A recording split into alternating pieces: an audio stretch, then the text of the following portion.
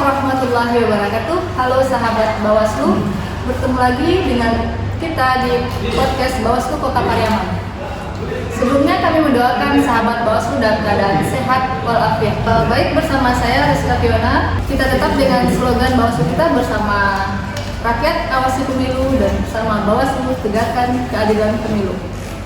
Kali ini kita kedatangan narasumber yang mungkin di depan mata sahabat Bawaslu semua tidak asing lagi, karena beliau dulunya pernah menjabat sebagai koordinator sekretariat Bawaslu Kota Pariaman periode 2018-2023. Dan saat ini beliau diamanahkan menjadi sekretaris Dinas Kominfo Kota Pariaman. Siapa dia? Ya, dia adalah Bapak Ricky Valentino Eskom MM. Sebelumnya saya bacakan dulu riwayat pendidikannya S1 UPI ketika Padang tahun 2022, S1 UNP Padang tahun 2016. Assalamualaikum Pak Ricky. Waalaikumsalam. Bagaimana keadaannya Pak? Selamat siang sahabat Bawaslu. Sehat Pak? Alhamdulillah sehat. Ya, alhamdulillah. Pak Ricky mungkin seperti yang saya bilang tadi tidak asing lagi di depan mata sahabat Bawaslu semua, karena beliau sudah lama berdedikasi di Bawaslu Kota Pariaman ini. Baik, langsung saja kita masuk ke pembahasan mengenai hubungan masyarakat dan komunikasi informasi. Kita tahu bahwa hubungan masyarakat merupakan suatu kesinambungan proses antara interaksi sosial yang ada dalam masyarakat. Hubungan masyarakat ini dibangun dengan tujuan menghubungkan masyarakat dengan suatu organisasi sosial. Dalam membentuk suatu sistem hubungan masyarakat, maka diperlukan adanya komunikasi dan penyampaian informasi yang baik suatu lembaga terhadap masyarakat itu sendiri. Nah, hubungan itu Pak, menurut Bapak apa latar belakang dikatakannya informasi penting dalam suatu lembaga yang menyangkut hubungan masyarakat? Baik, terima kasih. Assalamualaikum warahmatullahi wabarakatuh, sahabat Bawaslu semua. Jadi memang kalau kita bicara tentang informasi, memang ini suatu hal yang menjadi sebuah hal yang sangat penting, apalagi kita di lembaga publik.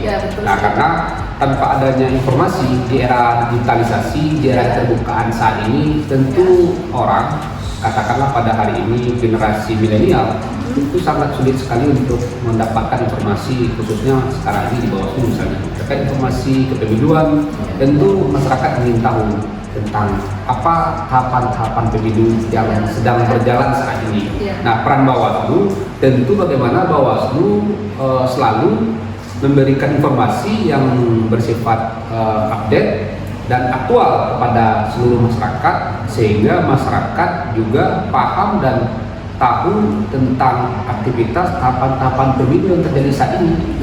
Nah, apalagi Bawaslu sebagai lembaga pengawas pemilu, tentu selalu memberikan edukasi kepada masyarakat, khususnya generasi muda, sehingga mereka sangat paham tentang tahapan pemilu yang ada saat ini. Dengan banyaknya informasi yang beredar di media sosial, kira-kira apa kiat-kiat yang dilakukan dalam memberikan informasi yang baik terhadap masyarakat? Ya, kita sebagai badan publik, kalau lembaga publik kan diatur oleh undang-undang keterbukaan informasi publik nomor 14 tahun 2008, kemudian undang-undang ITE. Nah, hal ini tentu harus kita pedomani. Nah, kita contohkan kita hari ini di Bawaslu, tentu Bawaslu harus tahu apa saja informasi yang bisa disampaikan ke publik, apa saja informasi yang tidak boleh diberitahu, seperti yang diamanatkan dalam undang-undang keterbukaan informasi publik. Ada informasi yang sifatnya berkala setiap saat, kemudian dikecualikan. Nah, informasi itu tidak bisa diberikan. Saya contohkan misalnya terkait dengan informasi sengketa, misalnya sedang berproses tindakan pelanggaran, sedang berproses sengketa di Bawaslu. Kemarin ini mungkin ada sengketa ya. Kemarin kita ada sidang adjudikasi pertama ya. Pertama di Bawaslu. Alhamdulillah selama 5 tahun kemarin saya di sini belum pernah. Ini pengalaman yang menarik juga sebenarnya. Nah, di saat proses sidang itu kawan-kawan media, publikasinya, humasnya Bawaslu tidak bisa menginformasikan hal-hal yang sifatnya substansi dari persoalan yang sedang disengketakan.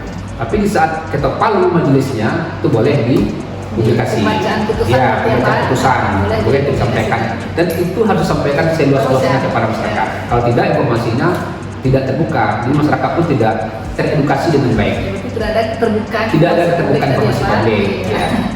Nah, sehubungan dengan Bapak di Sekretaris Dinas Kominfo, apakah ada kewenangan yang dilakukan Dinas Kominfo terkait masyarakat yang sering mengedarkan berita-berita hoax atau yang berita yang tidak benar lah gitu Pak? Apakah ada kewenangan dari Kominfo untuk Baik, ini menjadi isu yang sangat menarik secara nasional. Nah, kalau Kominfo di tingkat daerah memang tidak punya kewenangan terkait dengan mengkater isu-isu konten dan hal-hal yang terkait dengan hoax. Nah, saya punya data, mungkin saya lihat di sini, nah tidak tahu juga. Baru-baru ini Kominfo merilis terkait dengan terkait dengan temuan berita hoax per kategori per 31 Maret 2023, ini data terakhir.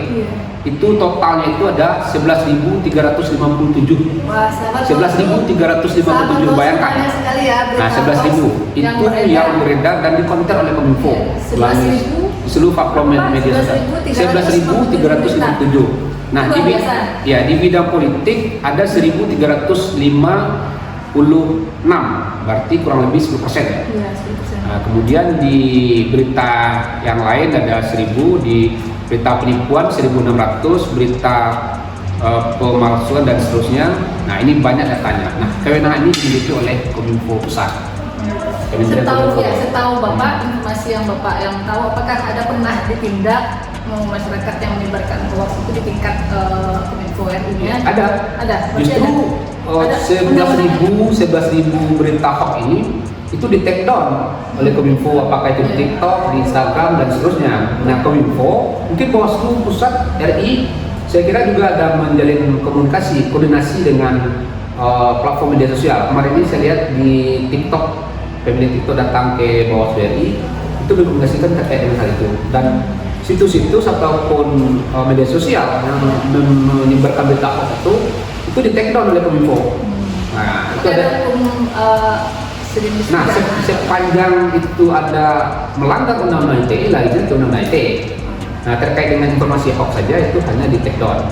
Nah, yang bahayanya itu sahabat Bawaslu, yang bahayanya jika ada unsur pidana. Nah, itu makanya hati-hati, melalui podcast ini kita himbau agar seluruh masyarakat Kota Pariaman hati-hati menyebarkan informasi. Artinya informasi itu kita saring dulu baru di sharing. Nah, selama ini kan tidak, kita dapat informasi langsung kita teruskan, langsung kita share.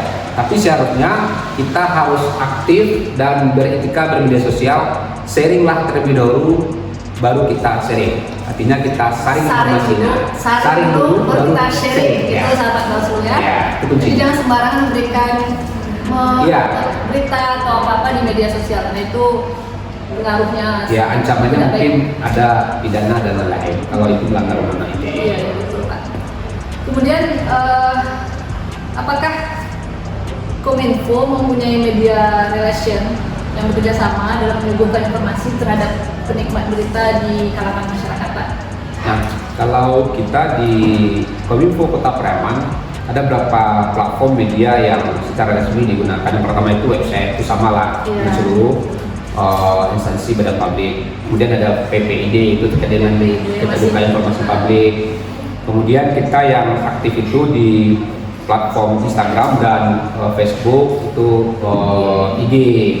Nah, IG itu selama ini produksinya cukup banyak sekali. Seluruh informasi itu di-upload melalui IG, dan kegiatan-kegiatan pimpinan dan segala macam itu selalu di-upload di kerjasama dengan Info Pariaman atau semacam Pariaman 24 jam. Kalau kerjasama kita di Pemko Pariaman melalui Kominfo di bidang IKP itu kerjasama dengan hampir seluruh media di kota Pariaman sebagai besar. Nah, kriterianya tentu ada persyaratannya, media-media apa saja yang bisa kita koordinasikan. Nah, karena keterbatasan anggaran untuk tahun ini, memang kita tidak bisa bekerja sama dengan seluruh media yang ada di Kota Pariaman, tapi kurang lebih 80% itu kita sudah bekerja sama. Mudah-mudahan ke depan akan kita maksimalkan kerjasamanya. Nah, apa tujuannya kita bekerja sama dengan media? Karena media relation ini penting kita lakukan karena media itu merupakan pilar keempat dalam sebuah demokrasi. Ada penyelenggara pemilu, peserta pemilu, kemudian pemilih atau masyarakat. Nah, siapa pilar keempatnya? Media. Nah, media penting, makanya media ini perlu kita ajak di setiap kegiatan pemerintahan, khususnya di Bawaslu. Jadi Bawaslu tiap ada kegiatan itu usahakan terus mengajak media, karena media akan mempublikasikan berita-berita sifatnya up to date, aktual. Itu akan kita sharing saja satu media, satu kegiatan ke media akan viral ke media yang lain. Kalau berita kita menarik, kuncinya menarik. Kalau tidak menarik, tidak akan di ini. Melirik ya Pak? Iya, tidak melirik. Kuncinya menarik. Jadi cara kerjasama dengan media relationship tadi, dia misalnya ada nih Pemko berita satu berita atau kegiatan, media relationshipnya menyampaikan berita itu kembali dengan IGK, dengan postingan yang lain atau Facebooknya atau gimana gitu Pak? Ya, kita di Kominfo dengan Kota Pariaman kerjasama itu kan sifatnya bulanan atau tahunan. Jadi dengan media A misalnya kita kerjasama selama 12 bulan. Nah, kita ada WA group, WAG. Nah, misalnya ada kegiatan, misalnya kemarin ada pergantian kepala daerah karena habis masa kepemimpinan Pak Gubernur dan Pak Ismailudin, habis masa jabatan digantikan oleh PJ Wali Kota itu Pak Rodolia. Nah, itu ada acara tim media center mempublikasi dan dikirim ke grup. Nah, berita medianya nanti ya? Iya, di grup WA grup media yang kita kerjasamakan. Nah, termasuk juga yang tidak kerjasama kita masuk juga dalam WA grup. Nah, tujuannya apa? Supaya ada informasi yang balance antara pemerintah daerah dan media sebagai pilar penyeimbang dalam pengontrol dalam sebuah jalannya roda pemerintahan. Jadi peran media ini sangat penting. Iya, pilar keempat, apalagi dalam demokrasi. Saya melihatnya seperti itu. Tanpa media kita tentu tidak diketahui sama masyarakat ya. Sehebat apapun Bawaslu bekerja sampai malam sampai dini hari, kalau tidak informasikan ke media tentu masyarakat tidak akan tahu. Kemudian terkait kategori berita Pak, Bapak menurut Bapak kategori berita yang tidak layak tampil di media sosial itu seperti apa? Yang tidak layak dikonsumsi publik seperti apa yang kriterianya yang tidak layak gitu Pak? Ya, sebenarnya itu telah diatur dalam undang-undang pers, kemudian undang-undang ITE juga. Informasi yang tidak atau berita yang tidak layak itu mungkin yang berita yang tidak mendidik, berita pornografi, berita pelecehan dan lain yang terkait dengan anak misalnya, berita-berita yang sadis dan segala macam. Kemudian sara, politisasi sara, kemudian hoax, kemudian politik uang. Nah, hal-hal seperti itu kan Bawaslu mempunyai peran yang sangat strategis sebagai lembaga penyelenggara pemilu dalam mengawasi pemilu. Apalagi Bawaslu mempunyai peran untuk kampanye itu, kampanye anti hoax, kampanye anti sara, politik sara dan seterusnya.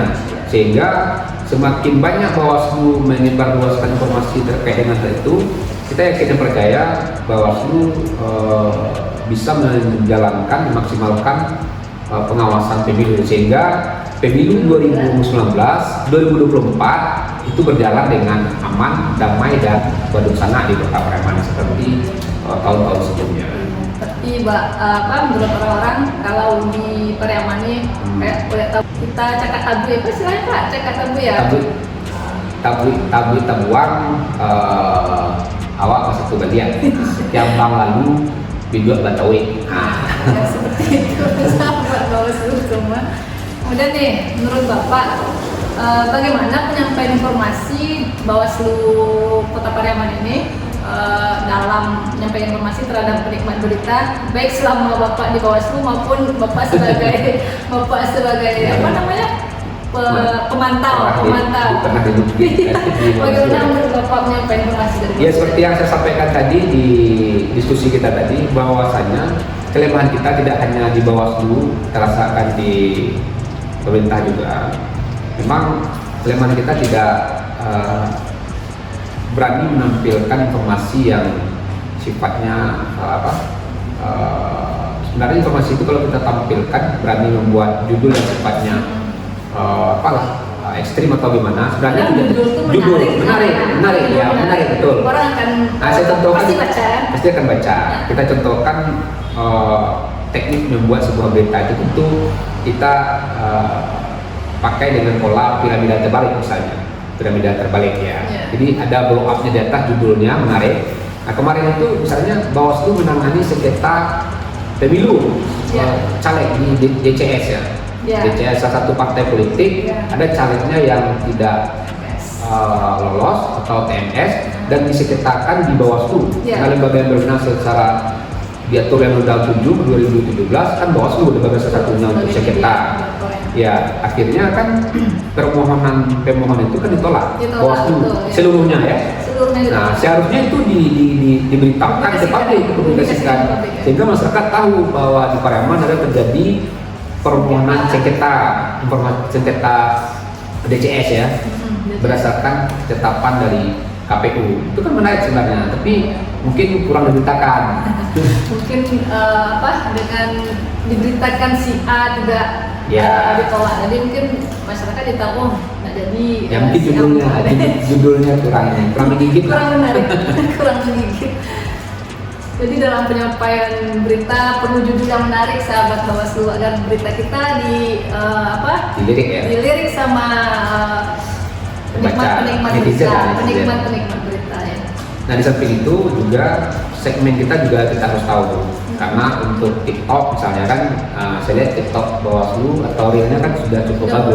Sudah mulai. Nah saya rasa itu perlu ditambahkan lagi isi beritanya.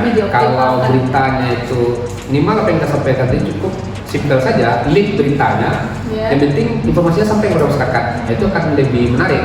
Informasinya itu akan diterima oleh generasi milenial pada saat ini. TikTok dan sebagainya itu kan menarik karena lempar ini kan, itu Bu Yona kan lempar tarik. Nah itu kan menarik.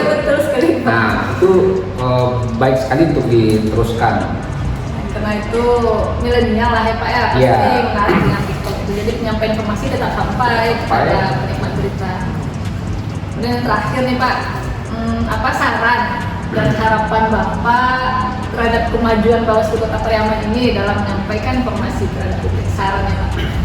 Baik, terima kasih. Mungkin yang perlu dilakukan selalu intens lakukan bersama dengan seluruh stakeholder terkait, terutama dengan media. Jadi setiap kegiatan baik yang ada anggaran atau tidak anggaran selalu dilibatkan media. Karena apa yang disampaikan tadi, media adalah bagian dari pilar keempat dari demokrasi. Demokrasi itu berjalan dengan baik, peran media kita katakan adalah pilar keempat. Sangat penting sekali.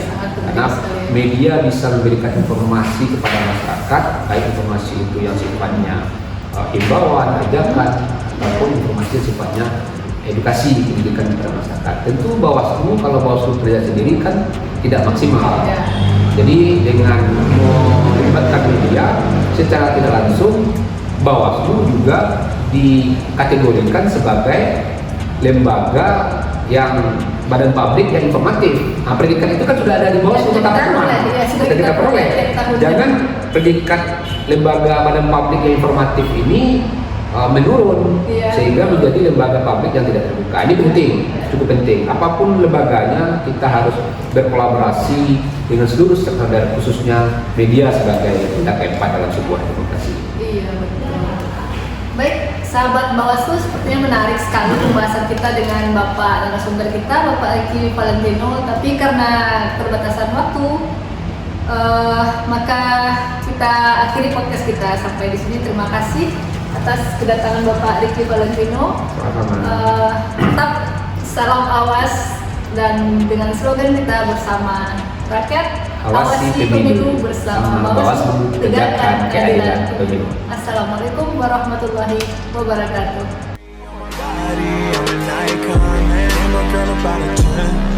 I should fuck her in the Benz.